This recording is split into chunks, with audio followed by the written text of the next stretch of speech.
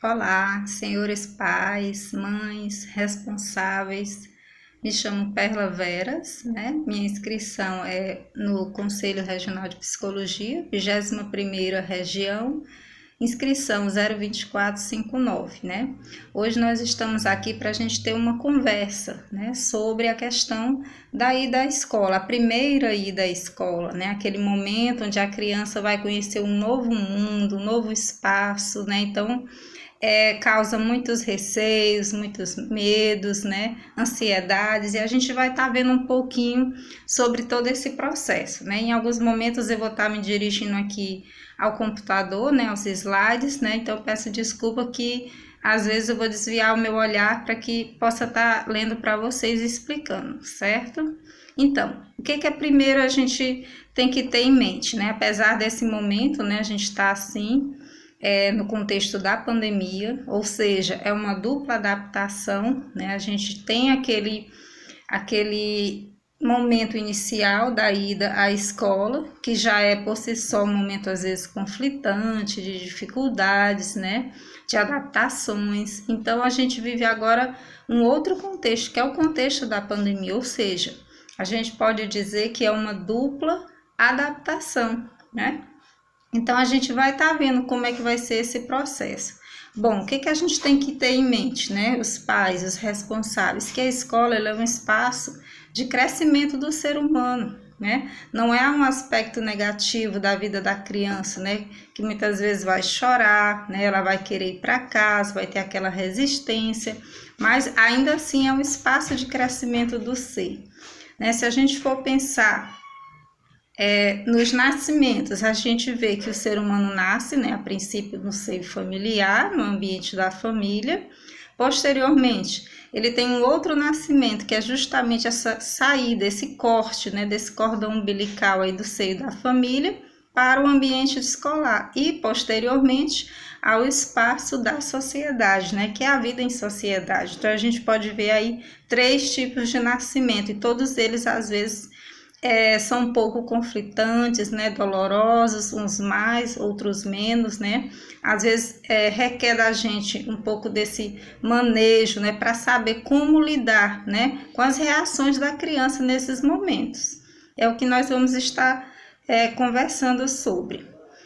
Outro aspecto importante, né, que a gente precisa estar falando do ser humano, né? Os aspectos do crescimento. O que ele envolve? Ele envolve o aspecto físico, o aspecto cognitivo, o social, o emocional e o espiritual, né? E esses fatores, eles vão depender de quê? Da genética, né, dessa criança, do ambiente, né? Ela recebe muitos estímulos, né, para o seu desenvolvimento, ou a alimentação, que também exerce um poder também muito grande, né, na questão do desenvolvimento cognitivo, né, da criança, né, seu desenvolvimento físico. Então, esses fatores, né, em cada criança terá suas peculiaridades, né? A gente não pode visualizar as crianças de uma forma homogênea, né? Porque cada uma tem um histórico, né? Tem uma família, tem uma influência social. Então, esses fatores devem ser levados em consideração.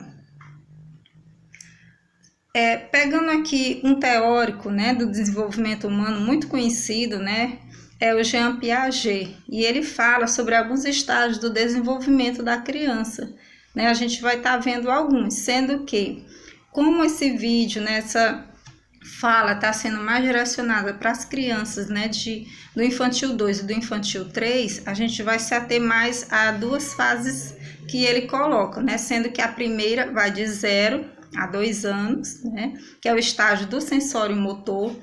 Essa fase, para Jean Piaget, ela vai trazer sobre a questão dos reflexos, né, dos movimentos. É aquela fase mesmo do correr, do brincar, a criança está descobrindo o mundo, a sua coordenação motora, né, ela está caminhando, ela está aprendendo a falar, ela está começando a interagir com o meio externo. Então, por isso que é a fase sensório-motora, né, as suas percepções do mundo externo. os movimentos.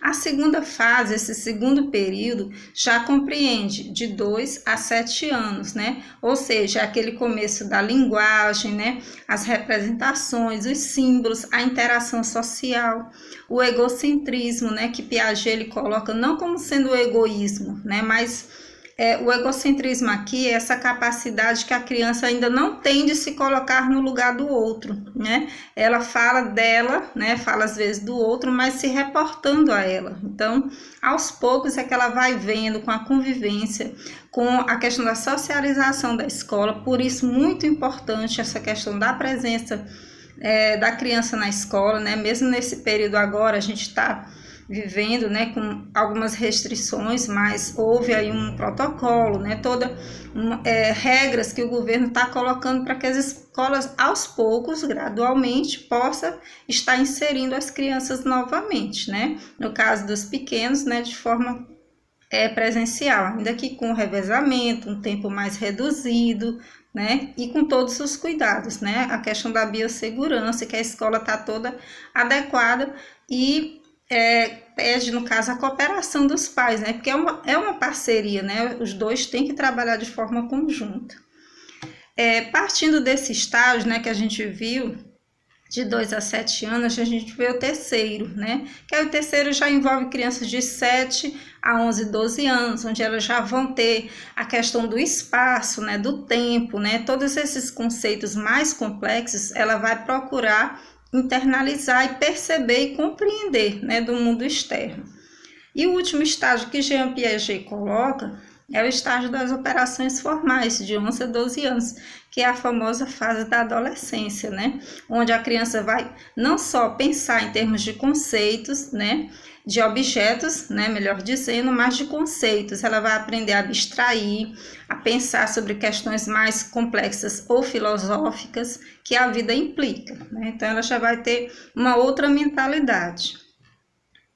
Bom, a família e a escola, né? Se a gente for falar da família e da escola, dessa parceria, dessa relação, que faz parte do processo educativo e é muito importante, né? A gente vê que a relação da escola com a família e vice-versa tem que ser uma relação de cumplicidade, de cooperação, não de competição, né? Não se vai pensar em competir, né? Mas de cooperar, de colaborar, né? De estar em prol daquela criança, né? Que está ali para se desenvolver.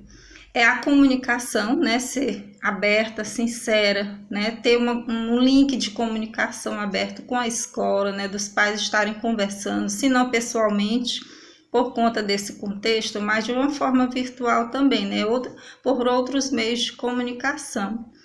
A responsabilidade é conjunta, né, não tem como você se isentar, né, não é só da escola, não é só da família, né, é uma responsabilidade conjunta. A participação de encontros, às vezes de eventos que a escola há de promover, né? Seja presencial, né? No caso está mais restrito, né? Mas virtuais, né? Os pais estarem participando, né? Se engajando de alguma forma, estar ali presente, né? Estar fazendo parte desse processo. A agenda escolar, né, tá observando, né, um outro aspecto muito importante, né, olhar a agenda, o que a professora passou, quais as atividades, se há algum recado, né, se há alguma comunicação, a agenda escolar vai ser esse meio, né, entre os pais e a escola, os professores, né, onde os pais vão ter acesso, né, o que está acontecendo, né, quais as atividades que foram passadas. O material escolar, né, a questão da entrega, né, isso aí vai ser devido ao contexto, a questão do agendamento, né, não vai ser como normalmente era, né, mas de uma forma mais organizada, com um tempo mais criterioso, né, para que não haja aglomerações. E a parceria escola e família ela é uma constante, não é só aquele iniciozinho, né, da criança que chega e faz birra e tem dificuldade de se adaptar, então os pais possam estar mais presentes ali. Não, tem que ser algo contínuo, onde os pais possam estar participando desse processo. O diálogo, né, com certeza a gente já mencionou, manter esse diálogo aberto com a escola, né, então são dois aspectos, né, que a gente pode pensar. Esse início da criança à escola, né, gerando um certo impacto, né, um conflito e posteriormente uma adaptação, né, que a criança vai passar a se adaptar, cada uma no seu tempo.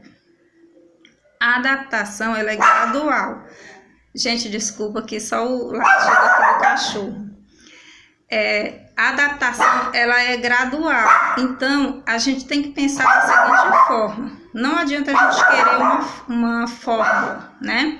Dizer, meu filho está demorando a se adaptar, ou ele vai se adaptar mais rápido. Então isso aí é com o tempo, com a experiência que você vai ver, né, do seu filho naquele espaço, né? Você vai estudar, vai observar, vai estar em diálogo com a escola.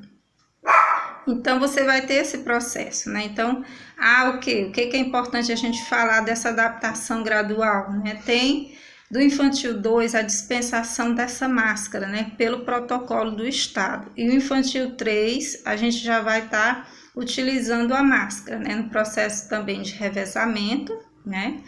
E o tempo reduzido dessa criança. A importância de entregar no portão, né? A gente vai ver mais adiante alguns comportamentos no que se refere a esse aspecto.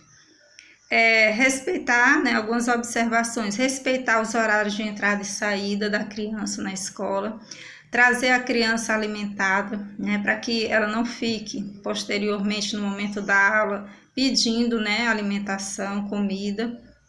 Não permitir que a criança traga celulares, joias, objetos de valor, né? Que é muito importante também.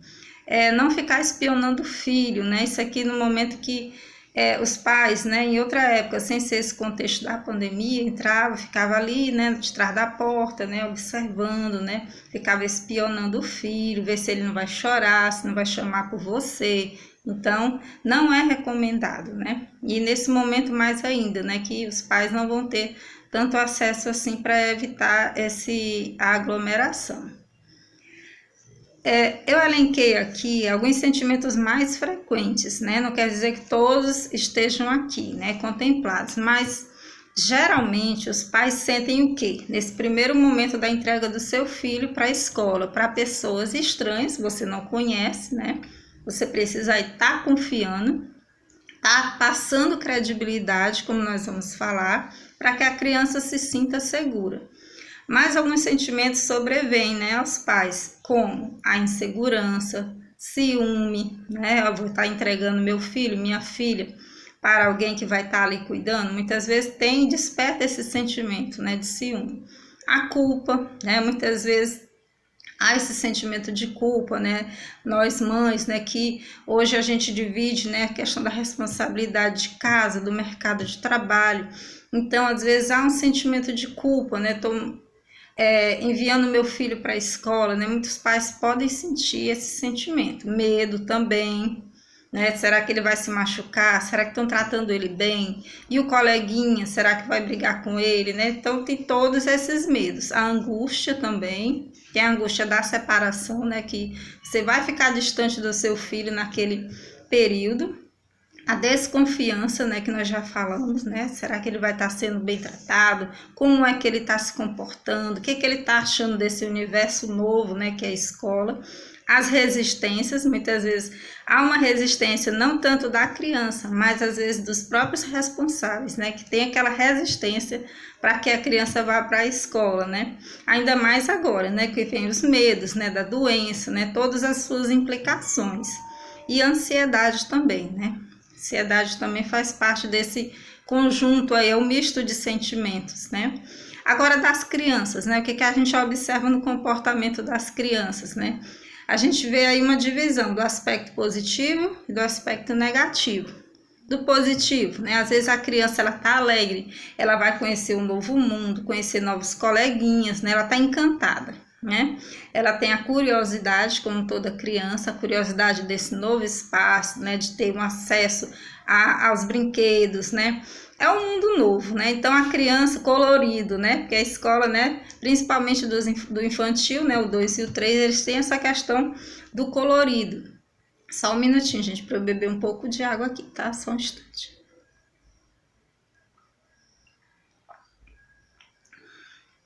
Sim, mas também há o lado negativo. A criança também pode passar a ter alguns comportamentos negativos, como o medo. Ela tem medo, é algo estranho, ela não conhece essa professora, né? O espaço é amplo, é diferente do espaço de casa, onde ela já tem uma rotina, ela já conhece aquele espaço, né? Sabe quem são as pessoas que convivem com ela, então é tudo diferenciado, é tudo novo. A angústia, a aversão, né? Muitas crianças desenvolvem aversão pelo espaço. Por isso a importância daquele acolhimento inicial, né? Ser bem consolidado no início. As birras, né? A criança não quer, o choro. É um dos sintomas mais frequentes, é o choro, né? E a gente vai ver as mordidas. Esse choro, fazendo uma observação. A criança pode de início fazer aquele choro, né? Aquele período nas primeiras semanas, chorar, chorar, chorar, como sinal, né, de que não está se adaptando, ou está nesse processo de adaptação. Pode ser tardio, a criança de início ela não chora, tá ótima, né? Você até pensa que ela tá bem adaptada, gostou demais da escola, mas o choro vem depois, né? E às vezes é um choro irregular, tem mês, tem semana ou meses que ela chora, né? Lá na frente ela pode vir a chorar novamente, então fica oscilando, né? Então é estar atento a observar, né? Se aconteceu alguma coisa e no geral não acontece, é porque a criança está mesmo sentindo a falta, né? A ausência dos pais, a ansiedade de separação, né? Esse impacto com esse espaço novo. As mordidas a gente vai ver daqui a pouquinho, né? A gente vai fazer um adendo e falar um pouquinho melhor delas. A regressão, né? A questão do fazer, voltar a fazer xixi se ela já não fazia, né? Então, a questão da chupeta, né? Se ela já não usava, ela pede novamente. Então, a criança regride nesse comportamento, né? Muitas vezes. Agressividade, a perda de apetite, o sono agitado e vômitos, né?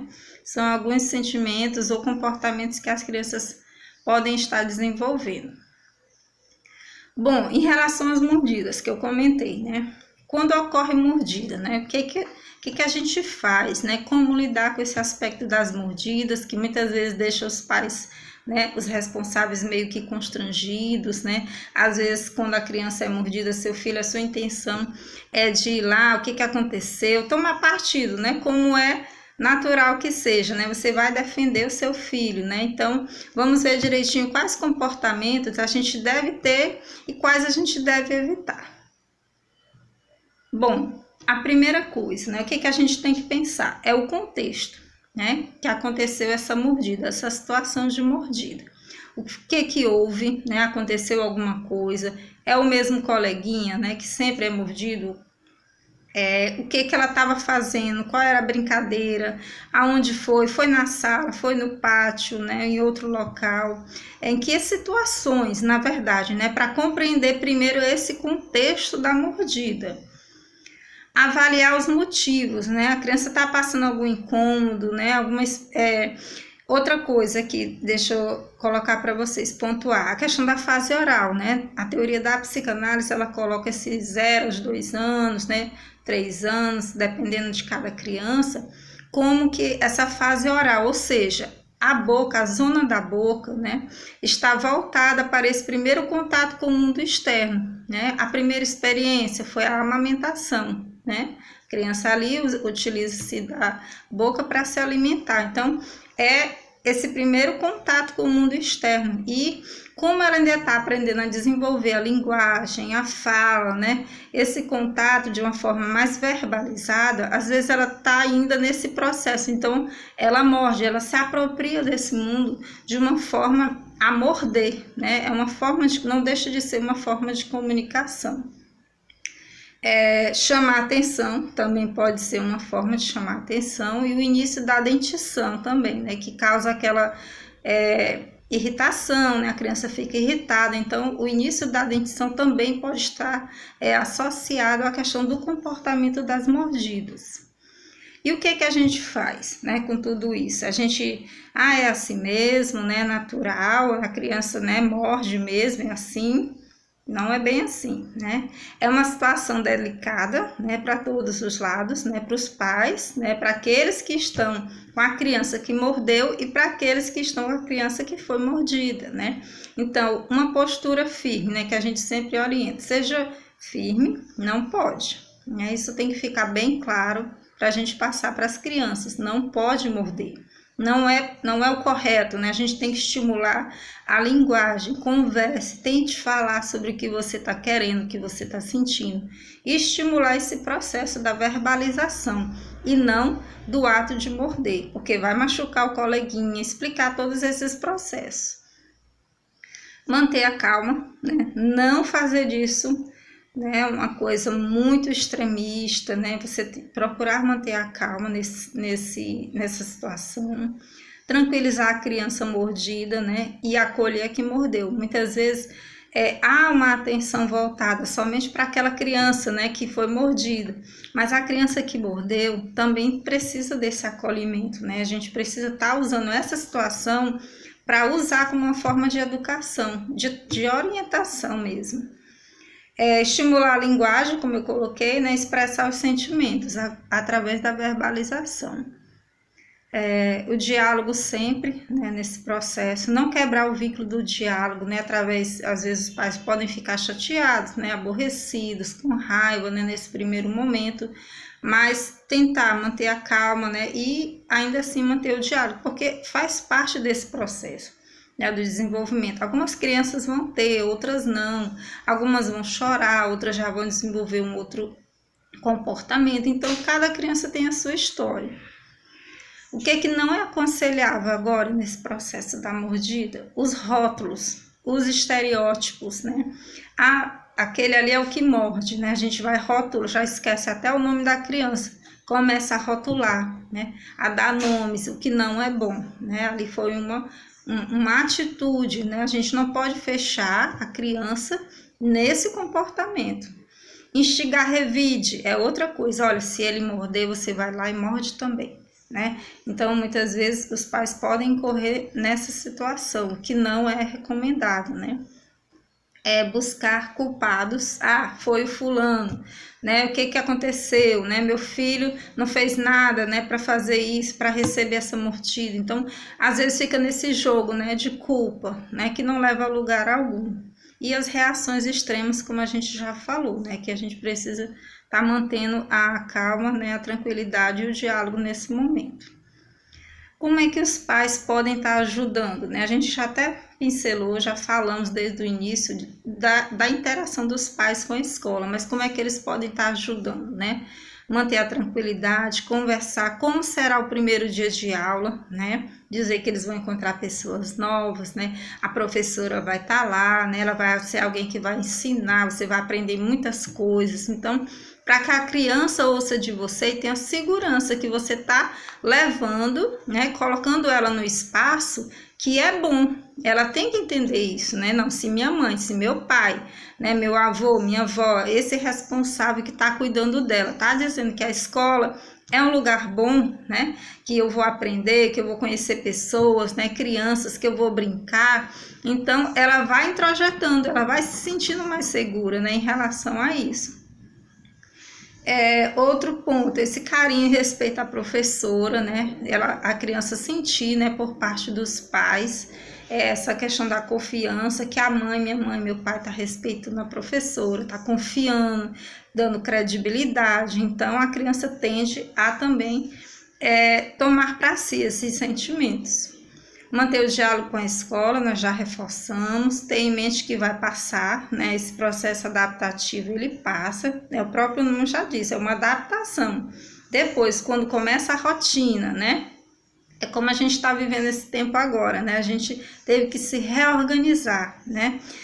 Outrora as palestras na escola eram presenciais, né? Mas hoje a gente está aqui via um vídeo, né? Então a gente vai se adaptando, né? O ser humano tem essa capacidade de se readaptar, dele ressignificar essas situações, né?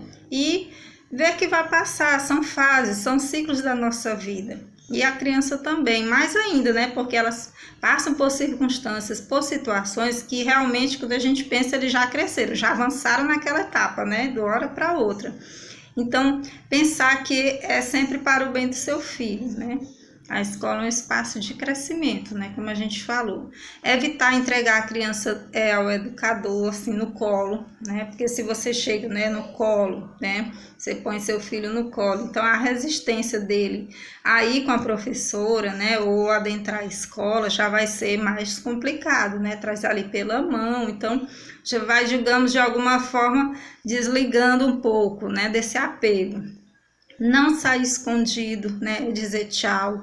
Na hora certa, a mamãe, papai vem lhe pegar. Então, não sair escondido, né? Para que a criança não fique fantasiando, não fique com medo, despertando medo de que o pai possa sumir, de que a mãe possa, né, não voltar mais. Então, é importante não sair escondido, nem despedir várias vezes. Às vezes, são dois pontos aqui extremos, né? Às vezes, não sai escondido, né? Sai escondido, aliás, e às vezes também fica, já vou, eu já vou. Então, fica nesse comportamento que nunca desliga, né? Esse processo aí de deixar a criança na escola. Parece que fica uma coisa meio chiclete, meio elástico, né? Então, é um vai, um tchau que nunca é tchau, né? De verdade. Incentivar a criança a procurar ajuda, né? Ou qualquer coisa, você pode pedir para a professora, converse com ela se você sentir algo. Então, você diz isso para a criança. Evitar vir com várias pessoas, né? Isso aqui a gente colocou porque, às vezes, no primeiro dia de aula vem não só aquela mãe, o pai, vem algumas pessoas, né, da família, né, porque é o primeiro dia de aula, um momento importante, né? E a gente não recomenda, né? Muito mais agora, nessa época da pandemia, né? Para que se evite as aglomerações. A autoridade na sala é do educador, isso é importante frisar, né, que o professor ele tem essa autonomia, ele tem essa autoridade, né, no seu espaço de trabalho. Adaptar os horários, né, é importante fazer essa organização, criar essa rotina de estudo, né, de trabalho mesmo escolar, que a criança possa ter esse momento de brincar de tudo, né, ela tem que ter esse tempo para tudo. É só organizar, né, fazer um cronograma, que a coisa vai passando a funcionar. Em casa, conversar, enfatizar os pontos positivos, fazer novos amigos, né? Aprender, né? Como nós falamos. Outra coisa bem importante, envolver a criança, né? Na questão do material escolar, uniforme, mochila, para que ela desperte, ó, vamos arrumar sua mochila, né? Quer dizer, ela desperta, ela se sente responsável também por esse processo. A gente pensa, mas ela é tão pequenininha, né? Ela não entende, né? Esse momento ele é principal, ele marca, né, o início da vida escolar, né? As primeiras impressões, né, os primeiros comportamentos, né? As experiências que ela vai ter. Agora, as atitudes a serem evitadas. A gente vê que muitas vezes o pai sente culpa, né? Ou a mãe sente culpa por deixar seu filho na escola. Chora na porta da escola, às vezes, né? A criança, às vezes, que chora, os pais, os responsáveis choram também na frente da criança. Então, ela vai ver os pais chorando, né? Nossa, mas o que está acontecendo? Onde eles estão me deixando que a mamãe e o papai estão chorando, né? Então, não deve ser algo muito bom, né? Então, evitar esse comportamento. Outra coisa, ligar de 5 minutos em 5 minutos, né? Ficar, e aí, como tá, né? O que aconteceu? Como é que ele tá se comportando, né? Fica aquela ansiedade, entregue, confie, né? Não tem só o seu filho, a sua filha, né? Ele está lá com outras crianças, né? Achar que seu filho passou o dia chorando. É outra fantasia que às vezes os pais ficam, né? Tá em casa ou tá no trabalho, e aí ele fica, olha, eu acho que meu filho tá a manhã todinha, a tarde todinha chorando, né? Atrasar para buscar também não é recomendado, né? Não deve atrasar, porque a criança tem que sentir essa confiança, né? De que você disse que ia buscar e vai, né? Não atrasar, não passar do tempo, porque ele vai ver as outras crianças saírem e vai ficar, né? Sozinho. Então, isso gera uma certa desconfiança. Oferecer recompensa para a criança ficar na escola, outra coisa.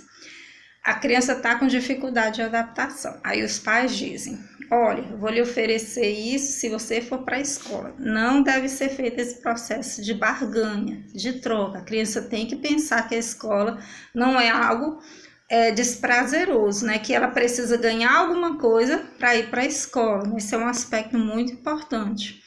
E demorar na hora de dar tchau, né? Que a gente já falou também sobre essa questão. Falar de forma firme, dar um tchau, que é importante.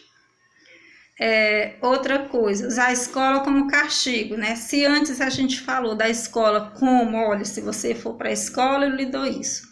Agora a gente também vê esse aspecto de dizer, olha, se você não fizer isso, você vai para a escola, né? Vai ser como uma forma de castigo, usar a escola como uma forma de castigo. A criança vai aprender desde cedo que a escola é algo negativo dessa forma, né? Então, não é recomendado.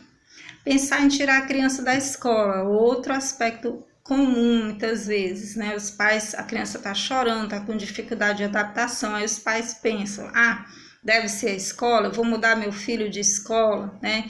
Então, lá na outra escola também vai apresentar situações de adaptação, né? Comportamentos que fazem parte desse processo adaptativo. Então, não é, né, a saída, né, mas a adequada.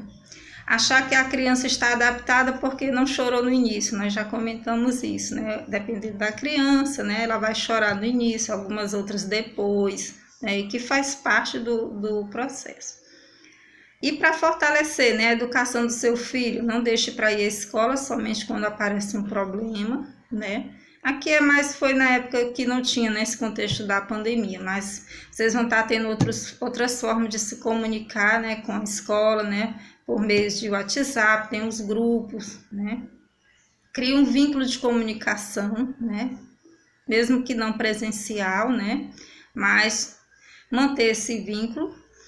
Acompanhar os deveres de casa, isso aí vai fortalecendo, né? Que não é porque é do infantil 2, do infantil 3, é só desenho, é só coisinha leve, né? Quando for lá adolescente, que realmente é o pesado, é o mais sério, não. Essa base agora é muito importante, como nós vimos lá no Piaget, o desenvolvimento sensório, né? Da percepção, o motor, né? De como essa criança se move nesse novo espaço. Então tudo isso é importante porque é uma base, é como uma escada, né? Ali são os primeiros degraus onde ela vai galgando, né? Degraus mais altos e mais complexos, né? Então a gente tem que fazer essa base bem alicerçada.